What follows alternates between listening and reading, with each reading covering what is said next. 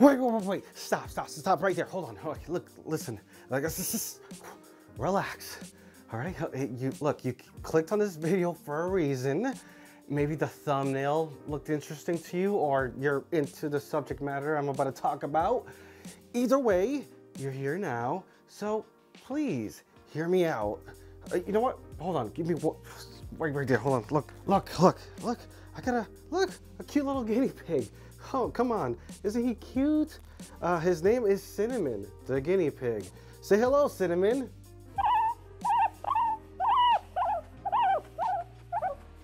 Oh, Cinnamon, you found... Okay, he's right. We should get this review started. So today, we're gonna talk about The Last of Us on HBO Max. Is it any good? Because it's based on a video game, so it can't be that great, right? Or is it? Well, Cinnamon, let's discuss. All right, thank you for sticking with me. So, The Last of Us series on HBO Max. Here's how I'm gonna do this so this review is not an hour long. This is just gonna be an overview of all 9 episodes. I am not gonna go through every little detail in this series. Also, this is not gonna be a frame-by-frame comparison to the video game, though I will point out what I preferred more between the game and the show from time to time. And lastly, there will be spoilers for both the game and the show. You've been warned. Now, let's start in the beginning, shall we? Now, this episode got a lot of praise, and for good reason. It is a great episode. Why? Great acting, great cinematography, the show doesn't look cheap, respect to the source material, while also taking creative liberties that enhance the story. And we see that right off the bat as the show starts in 1968 with a talk show segment talking about cordyceps, which is the fungus that takes over people's mind in the show and turns them into zombies, for lack of a better term. This part was never in the game, but is a great addition to the story since it gets people who never played the game familiar with this fungus that starts the apocalypse. Also, good to see John Hannah here. You might remember him from the 1999 Mummy movie. Anyways, the show does a time skip to 2003, which is the day of the outbreak. And here is pretty much similar to the video game, except they flesh out the world a bit more, like they actually interact with their neighbors here, where in the game you don't, you just see them as a zombie already. So yeah, just more little details like that. Now the beginning here also concentrates a lot on Joel's daughter here, named Sarah. So much so that anybody who has never played the game or heard anything about the story would think that she's the main character. In the game, you also get to control Sarah for a little bit in the beginning. But this early focus on her is great because it's that much more of an impact when Joel loses his daughter. Yes, Sarah gets killed. And it's just as sad here as it is in the video game. Yes, it was very well done. After that, we do a 20-year time skip to the year 2023, where this cordyceps virus is still running rampant. Now here, the story is still very faithful to the source material, with just more details to flesh out the story and world build. And I'm digging it. It's very welcome additions. It's also great to see Merle Dandridge get to play the role of Marlene in the show since she did the voice for Marlene in the video game. Anyways, the government here is now ruling with an iron fist in order to keep this virus under control. If you are infected, you will get killed, even if you are a little kid. So Marlene here comes across this little girl who got bitten by one of the infected, but never turned. Her name is Ellie, and she seems to be immune to this virus. So Marlene here, who I forgot to mention is the commander of this resistance group called the Fireflies, hires Joel and his partner and possibly lover, Tess, to safely smuggle Ellie across city limits to the bigger group of Fireflies that could take Ellie across the country to a hospital facility of sorts where they could try to make a vaccine out of her. Because if the government, or in this case Fedra,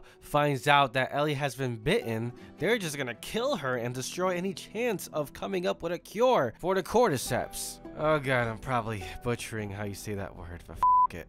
As all 3 of them try to escape the city, they get caught by this one Fedra officer who knows Joel personally. but they have a way to check to see if you're infected. So since Ellie got bitten already, that machine is gonna snitch her out and he's gonna kill her. So Joel has to spring into action and save her as he gets flashbacks of what happened to him and his daughter Sarah. Also, I find it weird here that Ellie looks kind of like turned on here by this violence, but I think I figured it out as the show goes by why she's so into the violence. Anyways, Joel kills that guard and they resume their trip to the Fireflies. And that concludes the first episode, which I think is the longest episode in the entire series at an hour and a half almost. But again, this is a great episode because it stays true to the source material and adds to it. The second episode also starts with a flashback in 2003 in Indonesia, where a scientist is looking over a dead body that was infected, and her conclusion is to bomb the city before it spreads. This part was also not in the game, but that's okay. Again, they're just world building here and it's very interesting. I actually thought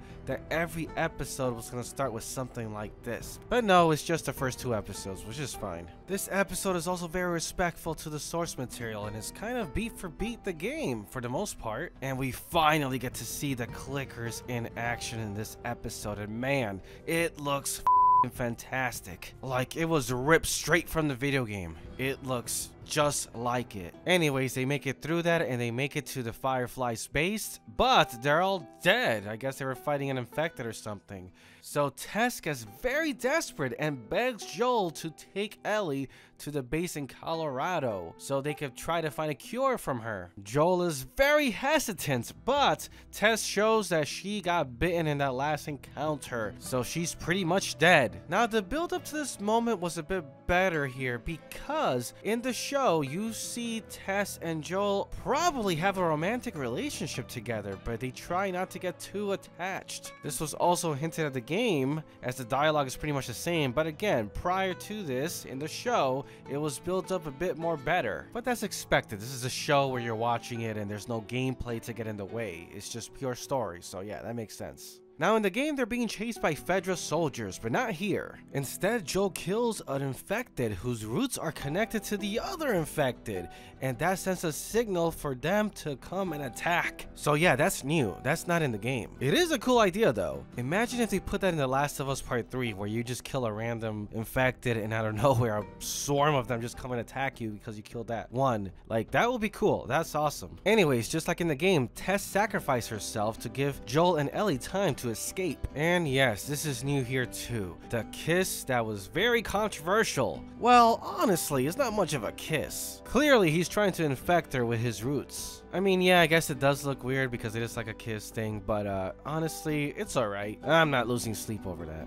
Now, the third episode is the episode where they make the most changes. But before we get to that, I just want to mention real quick that here we see another instance of Ellie relishing in the violence as she kills this infected she stumbled upon with no mercy. Joel also explains to Ellie how the virus got started, which is very different from the game. In the game, these plants grow and release spores that if you breathe in, you get infected. While in the show, they get rid of that concept and instead, the cordyceps evolve in flour, which is used to make food. So that's how it's spread. And I love how in the first episode they show Joel avoiding eating cake or pancakes, and even his daughter Sarah not eating the cookies from the neighbor. So that was pretty clever and a good attention to detail. So episode 3 is mostly focused on this character named Bill, who in the game is a loner, secluded ass.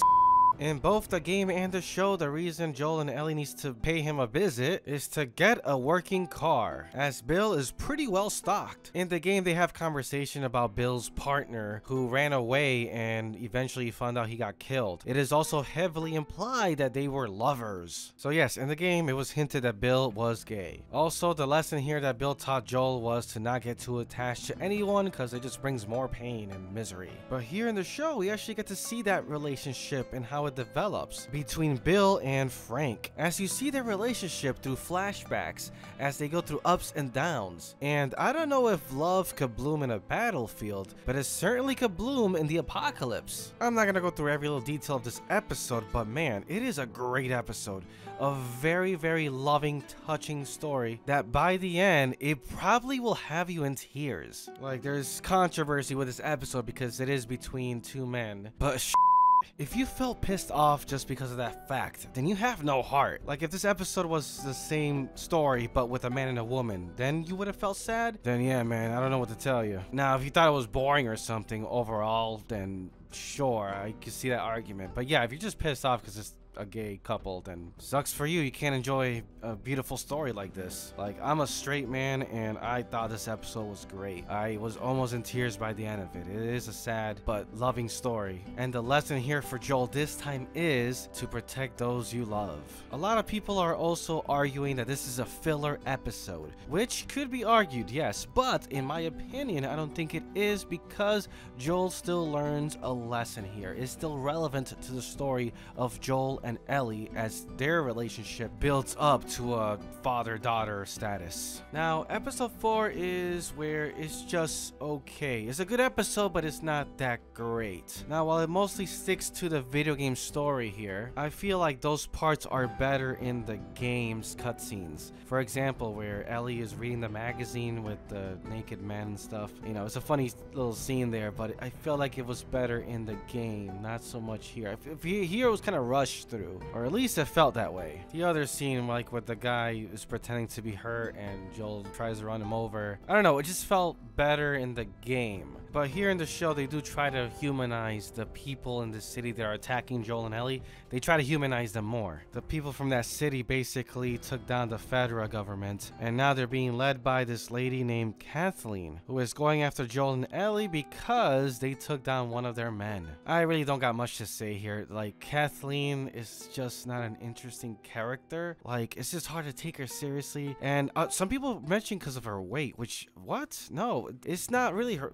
I don't know, that didn't affect me, but it's just her tone, I would say, of voice. Like, she doesn't sound too threatening, or I guess if you're gonna say is her looks, is because she doesn't look menacing enough. It's hard to take her character as a scary, ruthless leader, you know, so that kind of threw me off in the episode, and it wasn't as interesting, so we'll skip ahead here. In episode 5, things get more interesting as you see Joel, Ellie, Sam, and Henry, who got introduced in this episode too, bond more together. And also, we get an awesome scene with a bloater, and a bunch of infected start coming out too to cause a bunch of havoc. And when Ellie is hiding in the car and this little kid that's infected breaks in and starts maneuvering towards her like a slinky, and then Joel on the top of the house trying to snipe all the infected he could to help Ellie and Sam and Henry. It's just an awesome scene. I love it. And Kathleen gets killed by a random infected. Like, yeah, no big whoop. Now, just like in the game, Sam is infected, but this time in the show, he tells Ellie about it. So since Ellie is immune, she thinks if she puts some of her own blood into Sam's wound, he would be cured. And honestly, I was curious to see if this would work, because this did not happen in the game. I was like, there's no way this is gonna work. And it didn't. Just like in the game, Sam ends up attacking Ellie because he's completely infected now, and then Henry has to step in and shoot his own little brother. After that, Henry can't live with himself, so he turns the gun onto himself, ending his own life. And man, this was just as sad and tragic as in the game. I think I felt it more here in the show. It was pretty well built up to, but the game also, you know, was an emotional gut punch. So both the game and the show did this scene justice. It was very sad. Now, episode 6 is another great episode that's mostly character development. Now, this opening scene here with the two people in the cabin that Joel kind of interrogates, I didn't think much of it. I mean, a lot of people online seem to love this part. They thought it was hilarious or something, but not me. I didn't find it that funny, and honestly, I don't really care for it, so I don't have much to say. And this also was not in the game. It's something original, but yeah, I don't care. But I do like the scene that comes later where they get surrounded by those village people, and Joel is completely helpless here. He thinks they're gonna discover that Ellie has been bitten and that she's gonna get torn apart by this dog that could sense and smell that shit. Luckily, that doesn't happen, but it shows that Joel is just a human. He could get killed so easily, which for the show is more realistic, and I like that because he's not a Superman. They could die at any moment. Anyways, this village here that those people came from is where Joel's brother is at. And yeah, the village here looks just like the village from part 2. Sorry, I don't know the name of this place. I forget, and I'm trying to get this review out, so I don't think it's worth me Googling real quick. Let me just keep recording because I gotta get this review review out in time. Anyways, speaking of part 2, I think we got a Dina cameo right here. I don't think it's been confirmed, but it's pretty safe to say that, yeah, that's Dina. You'll see more of her in season 2. Anyways, real quick, one of the issues I have with the game is that Joel is just a little too heartless and emotionally set back, which they explain, but like, come on now. You gotta be human in there, right? So, this scene here in the show where Joel breaks down to his brother and talks about how he's older now, he doesn't know if he could protect Ellie and whatnot. It is a great scene and I absolutely love it. I know a lot of people online, well, not a lot, it was kind of like a split from what I saw. Some people hated this scene, some people loved it, and I loved it because it shows that Joel is a human again. Yes, this is more important in the show than in the game because we have to relate to this character more, and this is a great way of doing it. He's not just some emotionless killing machine like he is in the game. He has a heart, not just for Ellie, but in general, and I think that's very important. That's why the scene is great. Like, yes, it's okay to be scared. This is a scary situation. You're older now. Your knees don't work like they used to. You're deaf in one ear, I think he said. Like, yes, this is great. I love it. The rest of the episode is great too. It's very much similar to the game. They didn't really change much in terms of like the dialogue and what's said and whatnot. So yeah, it's great. Now, I thought they were gonna save Joel getting stabbed for the next episode, but no, they show it in this episode and it's kind of quick, a little bit rushed, and there's no encounters with clickers and whatnot, which now you start to notice that this show is kind of lacking in the infected department here. They're not really much in the show, and I think that is an issue because where's the danger from the infected? That is like the main reason for this show. Like, come on now. Yes, humans are dangerous, but so are the clickers and the infected. Like, show more of that, please. Now, episode 7 is based on the Left Behind DLC from the game, and for the most part is pretty much the same thing, except obviously here in the show they kind of give more background on where Ellie was going to school and whatnot. Again, some people thought this was like a filler episode, but it shows more of Ellie and what she went through, which I think is very important. So I really like this episode as well. There's not much more I could say about it though, not much more I could add to it. It was great performances all around. So yes, another great episode. Love it. Episode 8 stays true to the video game too and just expands on what was already there. They did change something with the villain here named David, who is now basically a religious cult leader who's watching over this town, and people look to him for guidance and stuff, and he's feeding people there human meat without them knowing it. So that's pretty up. I also love that Troy Baker got a role here as the character James.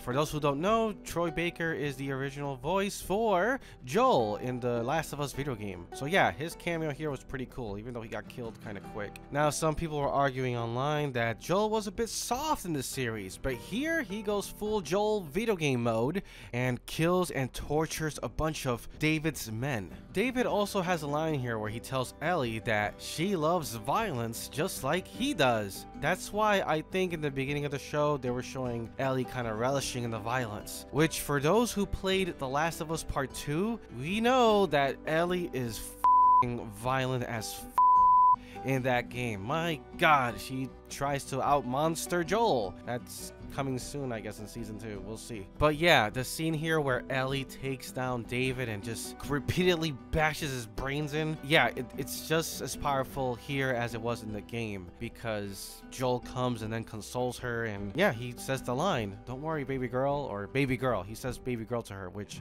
is the same nickname that he used to call his daughter. So it shows that Joel here now fully accepts Ellie as his daughter. So yeah, that worked really well here. Now finally on to the last episode, which is the shortest episode out of all of them. That's crazy, right?